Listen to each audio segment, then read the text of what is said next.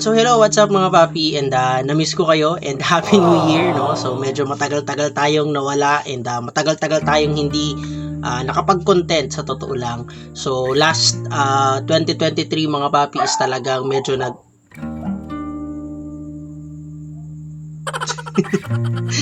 So last 2023 mga papi is medyo naglaylo talaga tayo dahil sa kadahilanan na sobrang dami talaga nating kailangan, sobrang dami kong kailangan gawin, sobrang daming nagsabay-sabay na kailangan ko ding i-prioritize mga papi.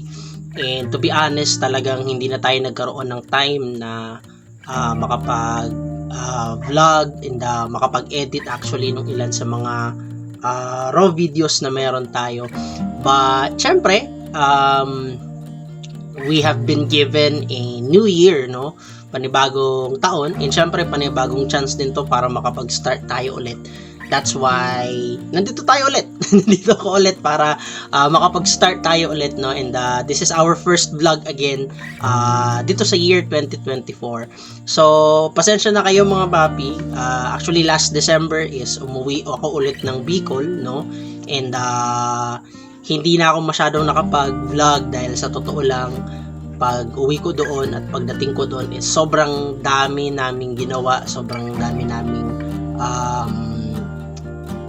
activities na ginawa, no? And to be honest mga papi is nagkaroon din kasi talaga ako ng struggle when it comes sa storage ng phone ko, dahil kung hindi niyo na itatanong ay cellphone pa lang naman ang ginagamit natin sa pag-vlog. Kaya to be honest mga papi, hindi din ako nakapag-create talaga ng matinong vlog doon nung nandoon ako. But habang nandoon ako, nag-take ako ng ilan sa mga videos, of course. So ito yun siya, ito yun.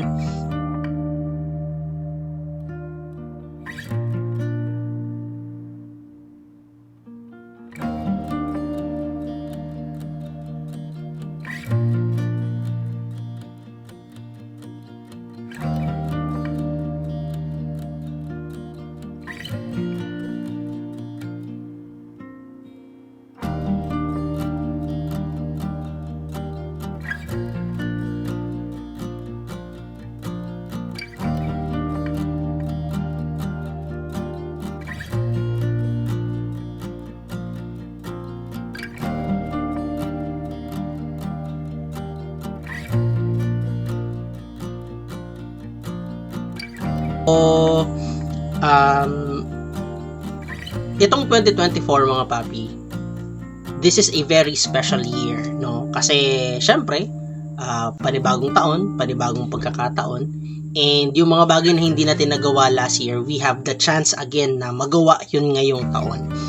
And syempre, decide na rin ako mga papi na mag-create nito ng vlog na to, because aside sa this is our first vlog ngayong 2024, bukod sa ito yung ating unang vlog, and syempre I also would like to take this chance, no, na makapagbigay sa inyo ng simple words of encouragement, di ba, ngayong bagong taon, ngayong 2024. So, gusto ko lang sa inyong i-share, no, kung ano yung gusto ko ring i-set na goal, na kung ano din yung sinet kong goal sa sarili ko this 2024. And I hope, no, na by sharing this to you is ma-inspire din kayo, ma-motivate din kayo, and at the same time, magkaroon nito ng effect, no, sa kung paano ninyo i-look forward itong year na ito para sa inyo, right? So, to be honest mga papi, last year, sobrang dami nating hindi nagawa, sobrang dami nating natakot gawin, at sobrang dami nating naging pagdududa, no, na kung kaya ba natin tong gawin, kaya ko ba yung gawin. To be honest, yun yung experience ko last year mga papi. So, itong taon na to, this year 2024, I decided mga papi, no, na magkaroon nitong mentality na tinatawag na tinawag ko na fearless mentality. So this year mga papi, no, isa yun sa pinaka gusto kong iset na mindset sa akin, sa sarili ko this coming 2024, na maging fearless. Meaning mga papi is that yung mga bagay na kinatakutan nating mga aso kumbaga yung mga bagay, mga papi, na kinatakutan nating gawin last year, yung mga pagdududa na na-experience ko last year, this year, sinabi ko, and I set goals. Sinet ko siya as my goal that this year, yung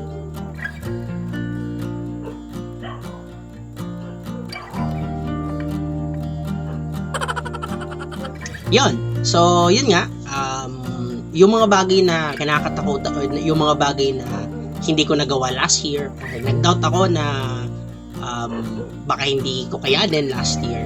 So, this year, mga papi, I decided na yung mga bagay na yun na hindi ko nagawa last year, ngayon ko gagawin sa taon na to. Yung mga bagay na parang kinatakutan kong gawin last year, itong taon na to will be a year for me to try it, to explore it. Kasi alam nyo mga papi, naniniwala ako na kung gusto nating makakuha ng bagong result, or if we want to experience new results in life, we need to do new things as well. Kasi hindi pwedeng gusto natin ng pagbabago pero tayo mismo hindi tayo nagbabago.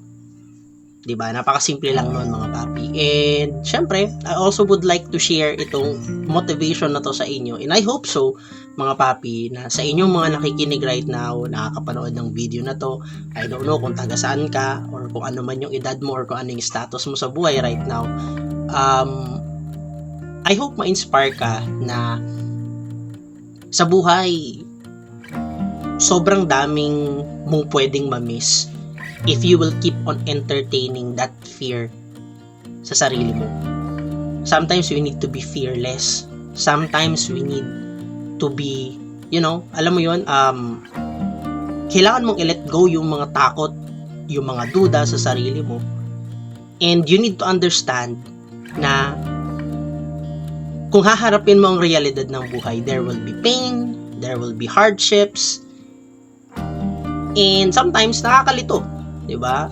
Yung kalituhan, but you'll never know if you'll never try. Hindi mo malalaman kung gaano kaganda yung pwedeng mangyari sa buhay mo sa pamamagitan ng isang desisyon na ang tagal mong kinatakutang gawin. Diba? And I also would like to encourage kayo mga papi na sana itong taon na to, itong year 2024 ay maging taon, 'di ba, ng pag-let go ninyo doon sa mga excess baggage ninyo. Yung mga bagay na nagpahirap sa iyo last year, yung mga galit mo sa ibang tao, maybe yung mga negativities na dinadala mo from your sa sarili mo, sa kaloob-looban mo, 'di ba? Sa kaloob-looban ng yung esophagus. 'Di ba? Yung mga hinanakit na nasa loob mo. I hope this year maybe a year of healing, no, and recovery. Na itong taon na to is maging year ng freedom, 'di ba? And ng breakthrough mo. Diba? Breakthrough natin doon sa mga bagay na umigil sa atin or nagpabagal sa atin sa kung ano yung gusto nating makuha last year. And I hope and pray mga papi, no, na itong taon na ito ay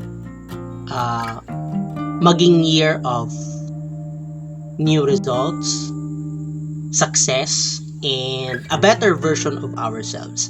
And syempre, wag nating kalilimutan mga papi to always give thanks sa ating Diyos na nagbigay sa atin ng panibagong taon. And syempre, 'di ba, wag nating kalilimutan na ibalik sa kanya yung lahat ng glory, dahil syempre, 'di ba, kung hindi din naman dahil sa grace niya is wala rin tayo dito. And we don't have this 2024 para i-work out kung ano yung mga bagay na para sa atin. So, siguro yun lang mga papi, no? And I hope na this 2024, magkita tayo ng mas madalas dito sa YouTube, no?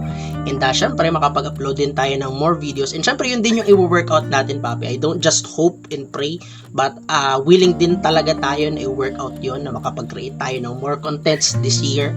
And syempre, no, kung first time mong napanood itong video natin, or maybe first time mo nakita yung pagmumukha ko dito sa YouTube, or kung saan mo man ako nakikita ngayon. Yeah, so sana support mo na rin itong ating munting channel by subscribing and clicking, no, yung notification bell dyan, so that sa lahat ng mga future uploads natin is lagi kang notified. So, again mga papi, I hope and wish the best for all of you. And again, happy New Year to everybody. See you sa mga susunod na vlogs. Bye!